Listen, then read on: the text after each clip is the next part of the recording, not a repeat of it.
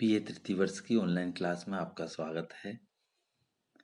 हिंदी साहित्य के प्रश्न पत्र द्वितीय के अंतर्गत आज की चर्चा का विषय है पंडित बालकृष्ण भट्ट और उनके द्वारा लिखा गया निबंध साहित्य जन समूह के हृदय का विकास है के प्रमुख अंशों की व्याख्या।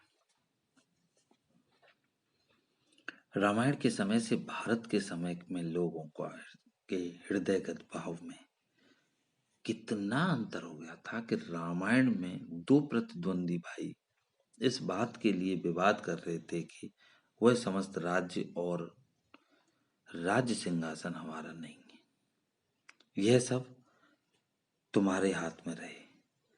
अंत में रामचंद्र ने भरत को विवाद में पराभूत कर समस्त साम्राज्य उनके हस्तगत कर आप आनंद निर्भर चित्त हो सस्त्रीक वनवासी हुए। वही महाभारत में दो दायाद भाई इस बात के लिए कलह करने को सन्नद्ध हुए कि इतने में सुई का अग्रभाग ढक जाए, इतनी पृथ्वी भी बिना युद्ध के हम नहीं देंगे। सुचंग नैव दास्यामि बिना युद्धेन केशव। प्रस्तुत अवतरण के माध्यम से पंडित बालकृष्ण भट्ट ने रामायण और महाभारत कालीन समाज की स्थितियों का और तत्कालीन साहित्य में उसके चित्रण का विवेचन किया है। निबंधकार का मानना है कि रामायण के काल में भारतीय सामाजिक जीवन में अनेक आदर्श विद्यमान थे जिन्हें लेखकों ने अपने अपने हिसाब से प्रस्तुत किया है। एक प्रकार से उस समय भारतीय सभ्यता अपने नवीन यौवन में विद्यमान था, किंतु महाभारत के समय वह सभ्यता एकदम क्षतिग्रस्त हो गई। उदाहरण के लिए हम इन दोनों रामायण और महाभारत काल के संदर्भ में बात करते हैं तो रामायण काल के प्रधान पुरुष रामचंद्र मर्यादा पुरुषोत्तम माने जाते हैं और उनका आचरण सभी प्रकार से अत्यंत उदात्त माना जा सकता है। वो श्रेष्ठ और महान थे।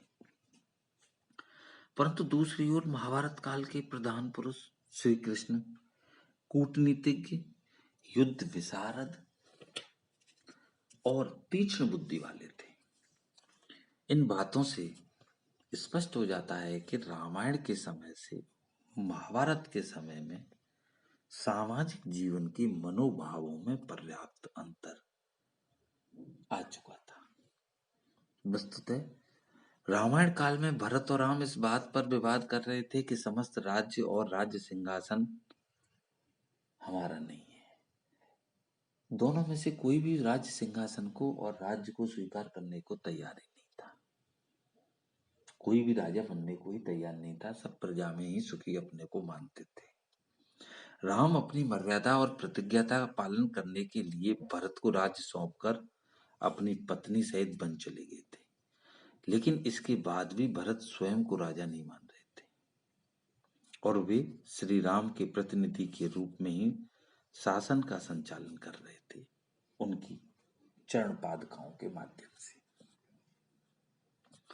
इस तरह रामायण काल में छल कपट, स्वार्थ और स्वार्थी आचरण का एकदम अभाव था। महर्षि वाल्मीकि ने अपनी रामायण में इन्हीं सब सामाजिक स्थितियों का बहुत ही अनुपम और अद्भुत प्रतिपादन किया है।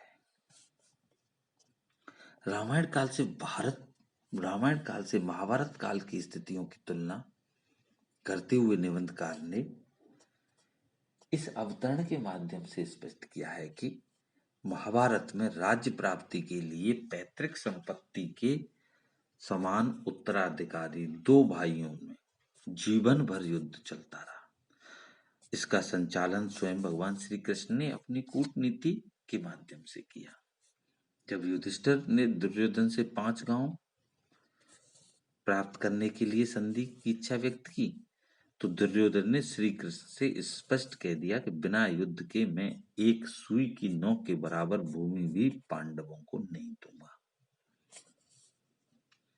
इस तरह रामायण के कालखंड में जहां स्वार्थहीनता और लोक मंगल की भावना सामाजिक जीवन में परिव्याप्त थी और सर्वत्र शांति का वातावरण था, वहीं दूसरी ओर महाभारत के कालखंड में स्वार्थ एवं कूटनीति का बोलबाला दिखाई देता है और युद्ध के कारण जनजीवन अशांत हो गया था।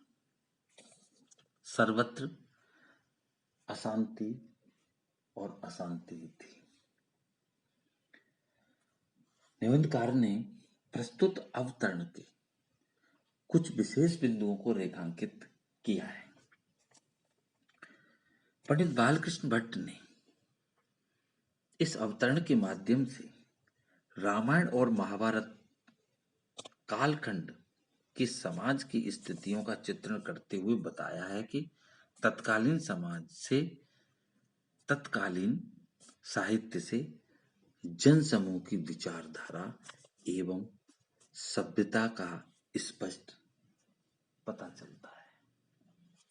निबंधकार का मानना है कि तत्कालीन समाज किस तरह का था, कैसी उसकी विचारधारा थी, कैसी उसकी सभ्यता थी, कैसा उसका आचरण था, कैसी उसकी मर्यादा थी, ये सब तत्कालीन साहित्य का अध्ययन करके ही जनसमूह की स्थितियों को जाना जा सकता है।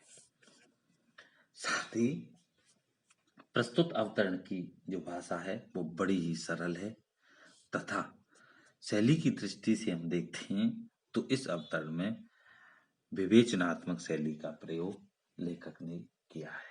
धन्यवाद।